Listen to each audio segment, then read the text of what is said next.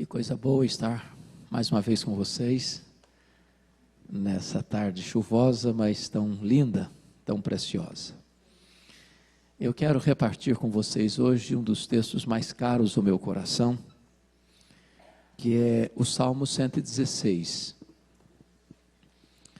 Salmo 116. Nós vamos ler até o versículo 9 e partilhar com vocês algumas verdades preciosas desta linda passagem das Escrituras. Salmo 116, versos 1 a 9. Abra sua Bíblia, acompanhe ou ligue o seu telefone aí no texto bíblico e mantenha a Bíblia aberta, por favor. Esse texto diz o seguinte: amo o Senhor, porque Ele ouve a minha voz e as minhas súplicas. Invocá-lo-ei enquanto eu viver. Porque inclinou para mim os seus ouvidos, invocá-lo-ei enquanto eu viver. Laços de morte me cercaram e angústias do inferno se apoderaram de mim, caí em tribulação e tristeza. Então eu invoquei o nome do Senhor. Ó Senhor, livra-me a alma. Compassivo e justo é o Senhor. O nosso Deus é misericordioso. O Senhor vela pelo simples. Eu estava prostrado e o Senhor me salvou. Volta, minha alma, ao teu sossego, pois o Senhor tem sido generoso para contigo, pois livraste da morte a minha alma, das lágrimas os meus olhos e da queda os meus pés. Andarei na presença do Senhor, na terra dos viventes. Amém. Este salmo não tem no cabeçalho quem o escreveu. Este é um assunto um pouco ainda aberto e em debate. Entretanto, a maioria dos scholars, dos estudiosos, entende que este salmo foi escrito pelo rei Ezequias. E Ezequias foi um dos reis de Judá, que começou a reinar com 25 anos, reinou 29 anos, morreu consequentemente com 54 anos. Ezequias foi um homem especial porque há uma fala sobre ele que é singular. Não houve nenhum rei parecido com ele antes dele, nenhum rei que o sucedeu que fosse igual a ele. Ele era um homem único no seu tempo, na sua geração. Um homem piedoso, que, inobstante ter um pai perverso, seu pai foi Acás, um assassino, um feiticeiro, um homem que queimou alguns dos filhos a Moloque, um homem que derramou sangue, e muito sangue em Jerusalém, um homem que poluiu a casa de Deus, com ídolos, com imagens dos deuses falsos. E Ezequias resolve ser diferente do seu pai. Ele resolve seguir um outro curso de vida. E Ezequias, e não obstante ser este homem tão piedoso, ele vai enfrentar dois gravíssimos problemas. E eu diria para vocês que eram problemas insolúveis. Eu não sei se você já orou por causas impossíveis. Um problema que você diz, não tem jeito. Humanamente falando, não tem jeito. Você não vê saída. Não tem uma luz no fim do túnel. Não tem sequer um sinal de que a situação possa ser revertida. E ele enfrenta dois problemas humanamente impossíveis de serem resolvidos. O primeiro problema que ele enfrenta, e eu vou daqui a pouco entrar na exposição e vocês vão perceber isso, é que ele está governando em Judá, em Jerusalém, quando o maior império do mundo da época, o Império Assírio, invade o reino do norte, as 10 tribos do norte, e leva o reino do norte em cativeiro. Ou seja, das 12 tribos, 10 caíram no poder estrangeiro, de um império truculento, sanguinário, expansionista, que ao atacar uma cidade, uma província, um povo, deixavam um rastro de destruição. Eram crudelíssimos, a ponto de entrar nas cidades, decapitar os homens e fazer um montão de cabeças na porta da cidade, para mostrar para o mundo que ninguém podia resisti-los. Pois agora, depois de tomar o reino do norte, a Assíria vem e toma todas as cidades fortificadas de Judá, do reino que governava Ezequias. E agora não só isso, mas o comandante chega a Jerusalém, e tem 185 mil soldados entrincheirando Jerusalém, e ele chega com um recado do soberano rei da Síria: capitule-se, entregue-se, renda-se, olhe as nações, nunca ninguém jamais nos resistiu, você não poderá nos resistir, não tem Deus que possa livrar alguém das nossas mãos. E Ezequias está aí diante de uma invasão militar que não tem na época qualquer exército do mundo capaz de resistir a essa invasão. E é nessa circunstância de um problema insolúvel, humanamente falando, é que ele se encontra. É a primeira causa de oração para coisas impossíveis. Segunda coisa, e vocês se lembram o relato quando ele pega uma carta, a carta afrontosa, leva para o templo, faz uma oração ao Deus, que é o Deus Todo-Poderoso, e Deus responde para ele que esse rei que está fazendo ameaça vai ser arrancado com anzóis na boca, e que ele vai dar vitória a Jerusalém. Mas se não bastasse esse primeiro problema, Ezequias enfrenta um segundo problema também impossível, um problema de saúde. Eu não sei até que ponto ele contrai uma úlcera, e vocês sabem que, via de regra, as úlceras, as gastrites da vida, tem muito a ver com os problemas emocionais, com reflexos de problemas emocionais, e eu não sei se tem alguma ligação, mas o certo é que a Bíblia diz que ele tinha uma úlcera incurável.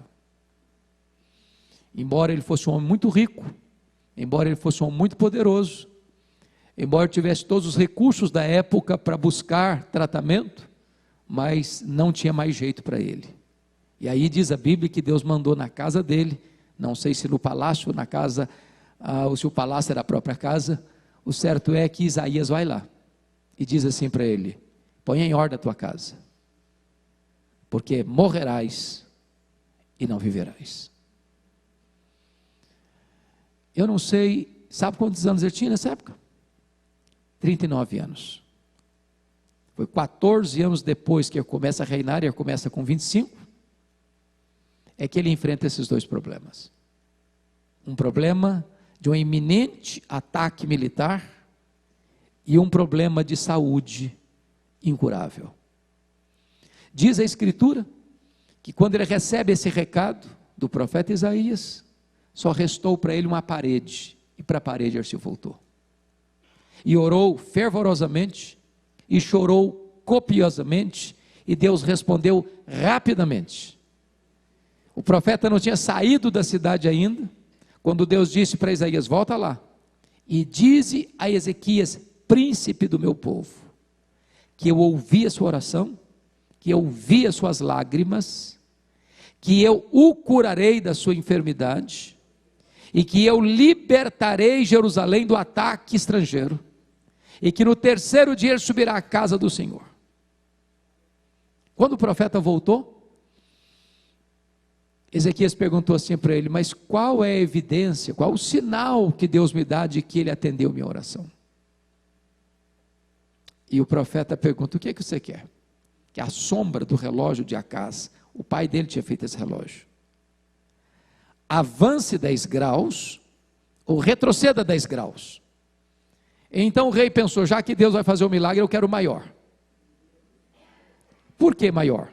Porque todos vocês e eu já vimos o relógio andar para frente, mas nenhum de nós viu o relógio da marcha ré. Não é verdade? Relógio pode atrasar, pode adiantar, mas sempre caminha para frente, nunca para trás. Ele diz então que retroceda 10 graus. E Deus interfere na estrutura do universo, para atender a oração de Ezequias. E duas causas impossíveis são revertidas pelo poder de Deus através da oração. Eu não sei que tipo de causa você tem, que tipo de necessidade você tem, que tipo de súplica você traz para essa tarde. Talvez alguns problemas crônicos, você lida com eles há anos. Talvez alguns problemas bem pontuais, que surgiram recentemente na sua vida, seja um diagnóstico de uma enfermidade, seja um conflito conjugal, seja um problema com filhos, com filhas, com a família, ou seja um problema de trabalho, seja um problema que tira o seu sono, que ameaça a sua saúde, que talvez ameace até a sua estabilidade, seja emocional, financeira, familiar. Problemas que você olha para o horizonte e diz, não tem jeito, eu não vejo saída. Pois o Deus que está aqui hoje com você e comigo, é o Deus de Ezequias, é o Deus Todo-Poderoso. Para Ele não há causa perdida, para Ele não há problema impossível, para Ele não tem problema sem solução, Ele pode todas as coisas. Então é com essa perspectiva que eu gostaria que você olhasse comigo o Salmo 116. Porque o Salmo 116 é uma espécie de testemunho de Ezequias do que Deus fez, em resposta às suas orações. E a primeira coisa que eu chamo a sua atenção é para notar comigo o problema que ele está enfrentando, e ele descreve isso no verso 3. Laços de morte me cercaram, e angústias do inferno se apoderaram de mim, caí em tribulação e tristeza. Notem vocês que ele enfrenta dois problemas, um externo, e eu chamaria o externo do ataque militar, e um problema interno, e eu chamaria esse problema interno da sua problema de saúde. E ele diz aí, o externo é que laços de morte me cercaram. Se todas as cidades e fortalezas de Judá, o seu reino, já estavam tomadas pela Síria, só faltava tomar o quê? A capital. E Ezequias era um homem antenado com a sua época e sabia que onde a Síria chegava, a morte chegava junto. O massacre chegava junto. E ele chega a dizer que aquele era o dia da angústia. Laço é um perigo, é uma ameaça a você, que embora real, você não enxerga tão bem. Você sabe que o problema existe, mas não sabe até onde ele vai. Não sabe que estrago ele vai produzir. Não conhece ainda todas as consequências desse problema. É isso que Ezequias está enfrentando. Ele está entrincheirado, emparedado, encurralado, num beco sem saída. Mas ele trata do segundo problema, e angústias do inferno se apoderaram de mim. Irmãs e irmãos, eu acho que todos nós sabemos o que é angústia. Eu acho que até as crianças já sabem um pouco o que é angústia hoje. Não é verdade? Mas eu não sei se você e eu sabemos o que é a angústia do inferno. Eu não sei se a angústia que nós já experimentamos possa ser assim adjetivada. O que Ezequias está dizendo é que o inferno havia mudado de endereço. É que o inferno estava instalado dentro dele. Que o inferno estava morando dentro dele. Que o inferno estava residindo dentro do peito dele. Angústias do inferno, e não é uma angústia que vem e vai, não. Se apoderaram de mim, enfiaram as garras em mim. Qual o resultado? Ele diz, eu caí. Caí como? Em tribulação e tristeza. A palavra tribulação, todos vocês sabem, traz a ideia de um rolo compressor, que passa por cima de você, que debulha você, que esmaga você, que achata você. Resultado é que a alegria foi embora da vida dele. Cai em tribulação e tristeza. Pois bem, eu acho que todos nós, num dado momento ou noutro da vida, já passamos um pouco por isso, não? Chegar aquele dia, vocês, meu Deus, eu não aguento mais. As minhas forças acabaram, os meus recursos também, as minhas emoções já estão no tanque de reserva, já estou aí andando com a luz vermelha no tanque, porque não dá mais. E nessa hora, talvez na última volta do ponteiro, no último furo da correia, é que você é levado e é levada ao seu clamor mais profundo, ao seu grito mais eloquente, à sua oração mais fervorosa. Porque é isso que o verso 4 diz. Preste atenção que a palavra que linka o desespero do 3 com a oração é a palavra então. Então eu invoquei o nome do Senhor. Irmãs e irmãos, os tempos de fartura não são tempos abundantes de oração. Os tempos de vacas gordas não são os tempos em que a igreja se ajoelha.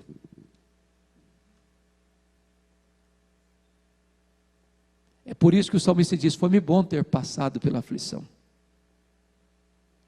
É quando o problema chega que a gente dobra os joelhos. É quando a dor aperta que a gente grita.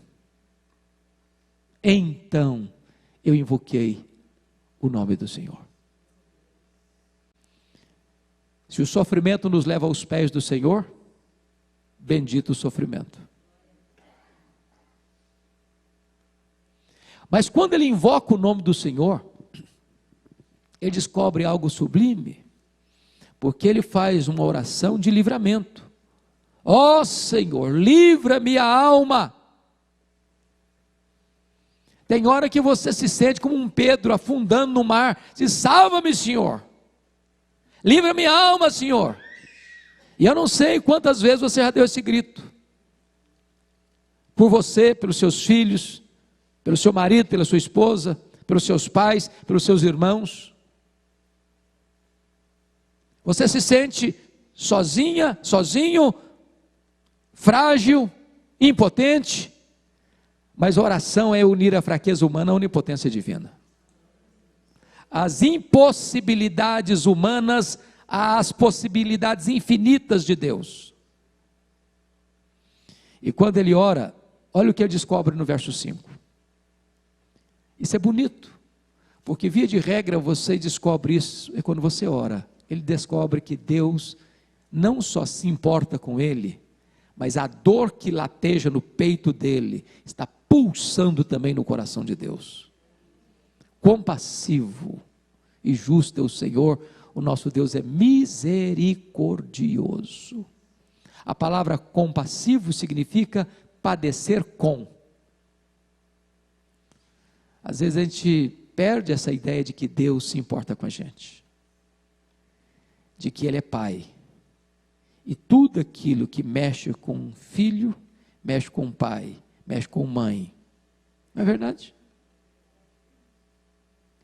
Vocês mães, nós pais, talvez gostaríamos que a dor que está doendo nos filhos doesse na gente, para poupá-los. Se pudéssemos, com um rodo, nós arrastaríamos tudo para a gente, para que eles fossem poupados. E Deus está dizendo: quando você está sofrendo, eu estou sofrendo com você. Eu me importo com você a esse ponto. Eu sou compassivo. Eu jogo o meu coração na sua miséria. Eu sou misericordioso. E eu sou justo para você não sofrer além do que convém. Porque até o sofrimento que vem, como nós lemos agora, foi lido agora na pastoral de Charles Haddon Spurgeon, até o sofrimento que vem, vem pedagogicamente para nos colocar mais perto de Deus. Mas notem comigo, que ele vai dizer algo precioso no verso 6. O Senhor vela pelos simples. E é bonito isso, não? Deus não vela pelo arrogante, pelo soberbo, pelo altivo. Deus resiste ao soberbo. Mas aquele que é simples, ou seja, aquele que não ostenta vaidade, mas depende de Deus, Deus zela por ele. E uma das coisas que nos ajuda a enfrentar as lutas da nossa casa, da nossa família, é saber que Deus está atento a nós, que Deus está velando por nós, que Deus está olhando para a nossa casa, que Deus está olhando para a nossa vida. Mesmo que você não sinta isso, mesmo que você não veja isso, Deus está fazendo isso. Mas note o que ele vai dizer no verso 6, porque no verso 3 ele diz que caiu, mas no verso 6 ele vai dizer que ele estava o quê? Prostrado. Qual a diferença em estar caído e estar prostrado? Pensa comigo numa luta de boxe. Eu acho que as mulheres não gostam desse esporte, nem devem gostar mesmo. Acho que é muito violento, muito brutal, sobretudo tal de MMA. Até hoje eu não entendi se esse negócio é esporte mesmo. Não dá para entender, dá não? É um negócio esquisito, não é não? Você faz uma oração e quebra a cara do outro. É um negócio, é uma volta à Roma antiga, né? Uma volta à Roma antiga. Quanto mais sangue, mais as pessoas aplaudem. É triste. É a degradação da sociedade humana. Chamaram um negócio desse de esporte. Pois bem, mas vamos voltar ao boxe agora. 2 lutadores estão no ringue. Um leva um sopapo e vai à lona. Caiu. Mas ele pode se levantar, ele pode se recompor, ele pode ainda ganhar a luta. Mas quando diz aí está prostrado, significa que ele foi o quê? Nocauteado. Em outras palavras, ele não tem condições de lutar mais. É assim que esse homem se encontrava, diante de um ataque iminente militar, diante de um problema de saúde incurável, onde a riqueza dele, a fama dele, o poder dele, a influência dele, nada disso podia ajudar mais em nada. Ele está o quê?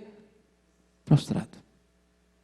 É assim que muitas vezes você e eu nos encontramos. E ainda assim, todos os recursos de Deus estão disponíveis para nós por meio da oração.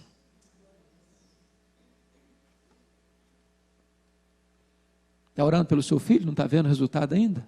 Continue orando. Continue orando. Você está orando pelo seu marido, está mais duro ainda? Continue orando.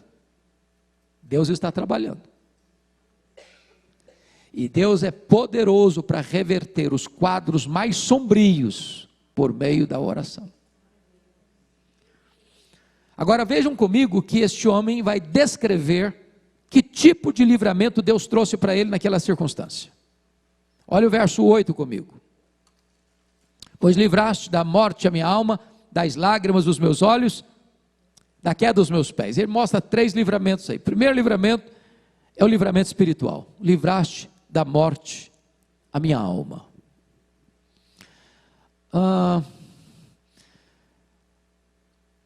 Esse livramento é o mais importante, porque este é o livramento de consequências eternas. Nossas orações não podem ser apenas para as necessidades do aqui e do agora. Como a irmã disse agora há pouco, às vezes as nossas orações são muito utilitárias, humanistas, egoístas. Nós procuramos Deus apenas como um facilitador, ou como uma panaceia para os nossos males. Resolvido o problema, não quero mais Deus. Só o busco porque eu preciso. Mas eu não deleito-me nele, eu não me alegro nele, eu não tenho prazer nele, eu não quero cultivar comunhão com ele. Eu só o vejo como um solucionador de problemas, mais nada. Mas quando você entende que a principal obra que Deus precisa fazer e quer fazer na nossa vida é a libertação espiritual, é quebrar o jugo do pecado, é arrancar nossa alma da morte, é tirar-nos de uma prisão que ela pode existir mesmo quando você está livre para ir e vir, fisicamente, mas está preso num laço de morte. Essa é a primeira necessidade minha e sua, é que Deus nos livre a nossa alma, perdoa o nosso pecado, restaure a nossa sorte, nos reconcilie com Ele, nos dê a bênção e a alegria e a segurança da vida eterna. Segundo livramento, é o livramento, preste atenção, emocional. Livraste das lágrimas os meus olhos. Nós vivemos numa geração de muito choro, não? Embora as pessoas às vezes esbocem um sorriso, e nada errado nisso, mas atrás do sorriso tem muita dor. Atrás de um sorriso a gente esconde muito sofrimento. As pessoas veem o sorriso, mas Deus vê a dor.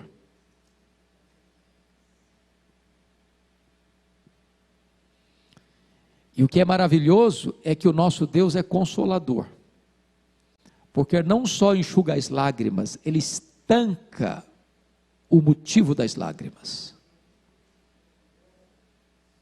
Porque quando você chora por alguém, ou chora por algo, chora por situações, chora por pessoas.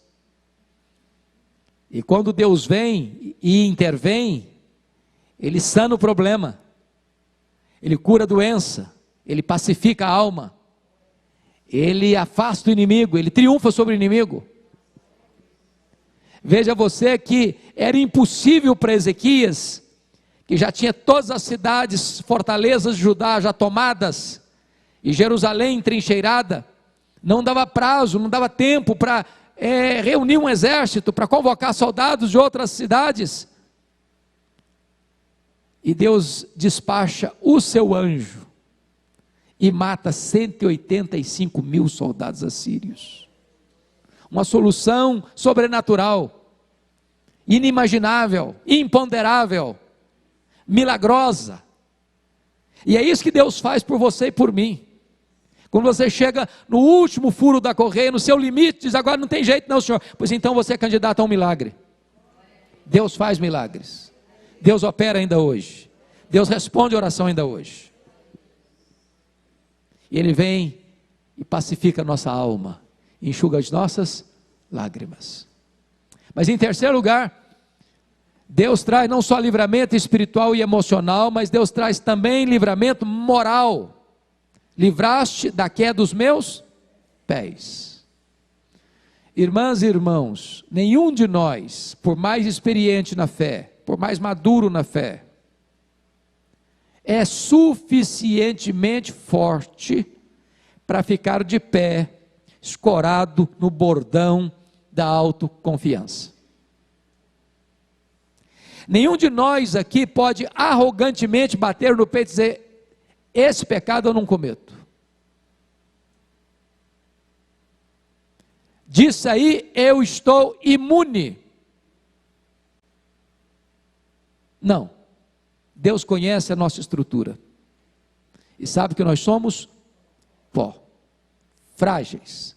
É por isso que a Bíblia diz assim: aquele que pensa está em pé, não é aquele que está de pé não, aquele que pensa estar de pé, veja e não caia. Se Deus não segurar firme a nossa mão, nós não ficamos de pé. Portanto, entenda uma coisa: não seja rigoroso com as pessoas, não seja um fariseu que bate no peito: graças te dou porque eu não sou como aquele miserável ali. Se não fosse a graça de Deus, nós éramos não só igual a ele, mas talvez pior que ele. Não censure, não acuse, não seja pesado no seu juízo contra os outros, porque se você está de pé, você só está de pé por causa da graça de Deus. Mas irmãs e irmãos, eu tenho um texto, esse texto tem algo para mim que é sublime. Para mim, a experiência de Ezequias é também uma espécie de manual de psicologia cristã. Porque, preste atenção no que vai dizer no verso 7. Ele vai conversar com ele mesmo. Ele vai se olhar no espelho. E ele vai ter uma experiência que nós chamamos isso, numa linguagem mais da psicologia humana, de solilóquio. Solilóquio é uma conversa de você com você mesmo. E ele diz assim: volta minha alma ao teu sossego, pois o Senhor tem sido generoso para contigo. Por que ele está dizendo isso? Porque posso lhes garantir que é mais fácil você confrontar os outros do que você confrontar você mesmo. É mais fácil você fazer um sermão e pregar para 1000 pessoas, encorajando-as, do que você entrar no seu quarto, dobrar os seus joelhos e encorajar você mesmo. Talvez a pessoa mais difícil de lidar que você conhece na vida é a pessoa que você vê diante do espelho.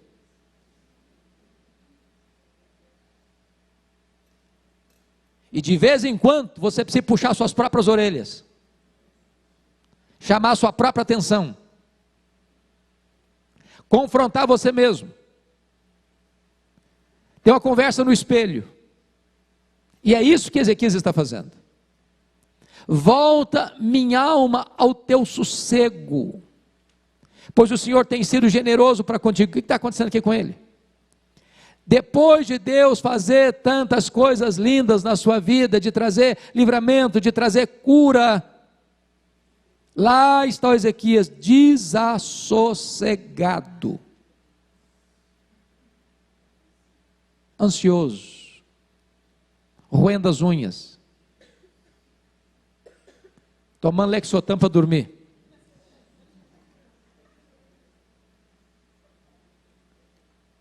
E aí ele precisa falar com ele mesmo. Calma, o Ezequias, calma, cara, sossega. O que é isso? Por que você está assim?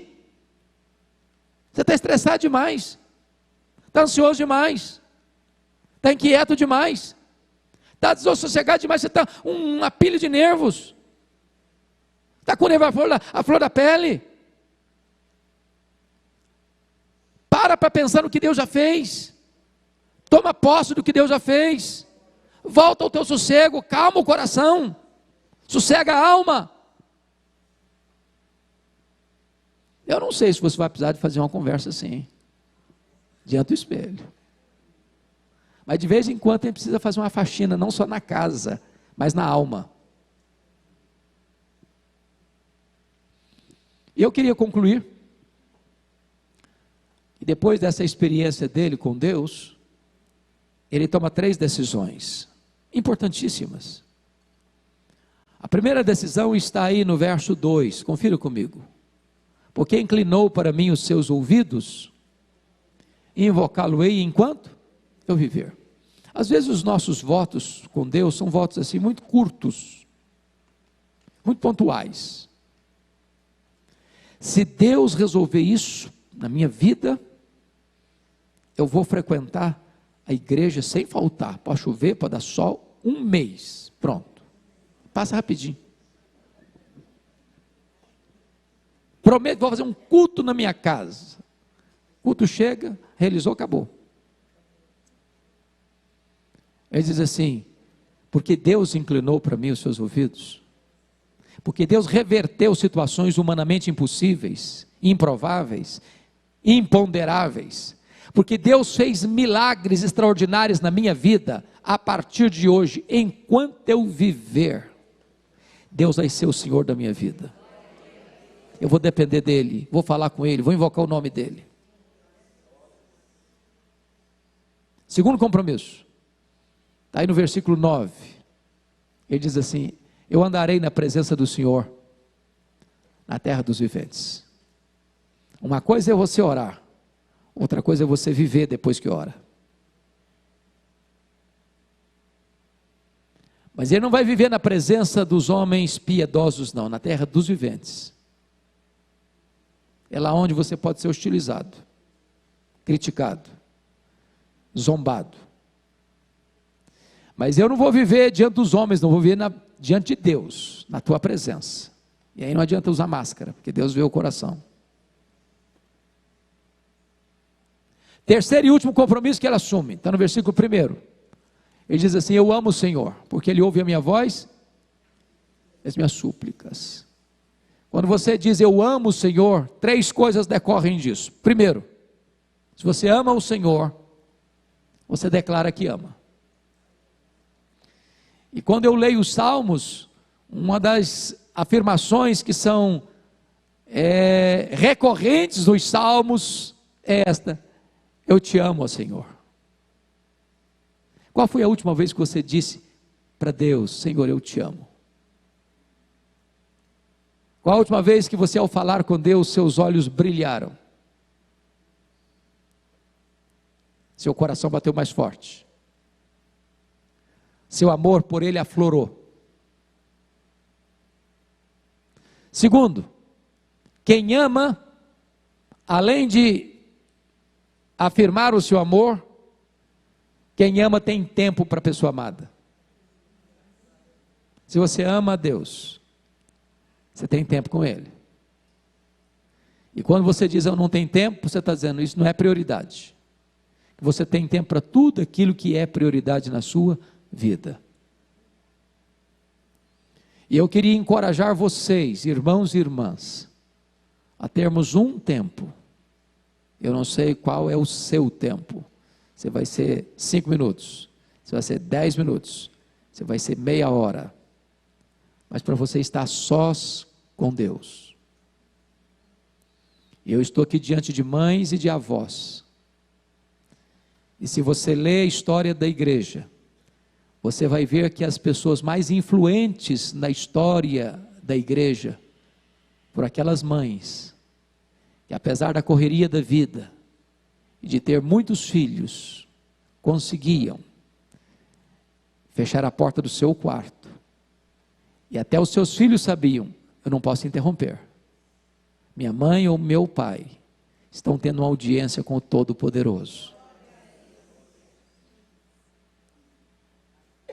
Terceiro, quem ama não apenas declara que ama, quem ama não apenas tem tempo para a pessoa amada, mas em último lugar, quem ama procura agradar a pessoa amada.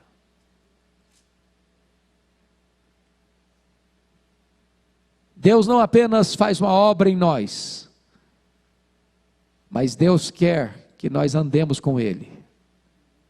Deus quer também se deleitar em nós, como um noivo se alegra da sua noiva. É assim que Deus quer relacionar-se com você, com esse prazer, com esse deleite, com esse entusiasmo de amor. Bom, eu quero concluir dizendo o seguinte: a Bíblia não é um livro apenas para você ler com as lentes do retrovisor. Porque às vezes a gente lê a Bíblia só nas lentes do retrovisor. Deus fez. Bom, que bonito, né? Está escutando uma história. Era uma vez, 2, 3 pontinhos, e aí vai. Só que a Bíblia nos informa que Deus é o mesmo ontem, é o mesmo hoje, e para sempre o mesmo. O que Ele fez, Ele faz. E o que Ele faz, Ele fará. Deus não se aposentou. Deus não está numa cadeira de balanço. Deus não diminuiu o seu poder. Deus é o mesmo hoje, que é poderoso para fazer o mesmo, reverter situações humanamente impossíveis, por meio da oração. Eu não sei qual é a sua causa impossível, eu só quero dizer para você que Deus pode revertê-la, e de fato Ele reverte. Então nós vamos ter agora um tempo de oração, não é isso? E se você hoje trouxe uma causa, Deus, eu preciso de um toque da tua mão, de uma intervenção tua, de um sinal teu, de uma resposta tua, Senhor. Eu gostaria que você hoje viesse colocar esta causa na presença deste Deus. E nós vamos levantar aqui a nossa voz e orar ao Senhor. Se vocês tiverem liberdade de vir aqui à frente, quem quer colocar essa causa diante de Deus, eu convido você para vir. E nós vamos orar.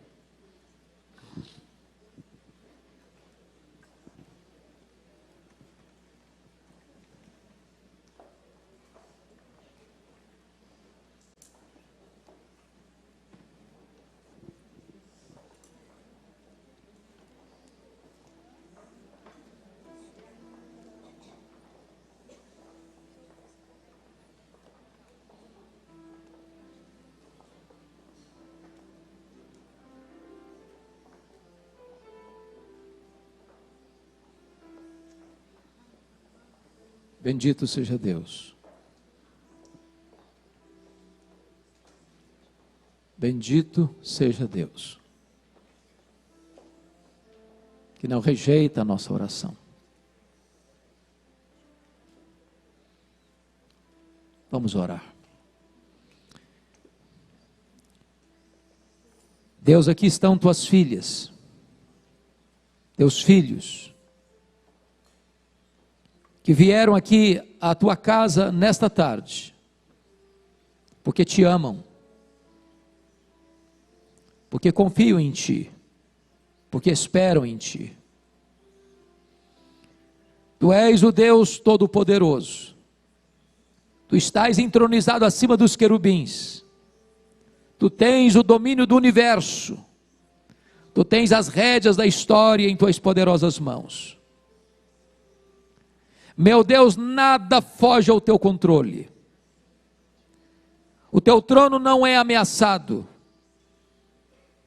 Tu és o soberano, que faz todas as coisas conforme o conselho da tua vontade. Aqui estamos, com causas urgentes, com necessidades profundas e reais, precisando de uma intervenção tua, Senhor. E agora nós estamos colocando esta causa, como um dia o rei Ezequias colocou aquela carta afrontosa do rei da Síria diante da tua presença. Nós colocamos agora o marido que está agindo com tanta crueldade com a sua esposa, dentro do lar. Tem misericórdia. Tem misericórdia de nós, Deus. Abranda o nosso coração. Meu Deus, salva este casamento, em nome de Jesus. Nós colocamos aquele filho, aquela filha, Deus, que criado no Evangelho, se desviou do Evangelho. Traz de volta, Senhor. Traz os pródigos de volta, em nome de Jesus. Pois não criamos filhos para a morte, não criamos filhos para o cativeiro. Nossos filhos são teus. E nós os consagramos a ti. Oh, meu Deus, nós colocamos diante de ti aqueles que estão enfermos, em tratamento de saúde, talvez até com diagnósticos difíceis e até sombrios. Tu és poderoso para levantar o enfermo do leito da morte. Tu és poderoso para fazer milagres tais que a ciência vai ficar estupefata. Manifesta o teu poder, estenda o teu braço valoroso em nosso favor, ó Deus de toda graça. Por meio do teu Filho, nosso glorioso Salvador, aquele que tem toda a autoridade, todo o poder nos céus e na terra, volta o teu rosto para nós, e tem compaixão de nós.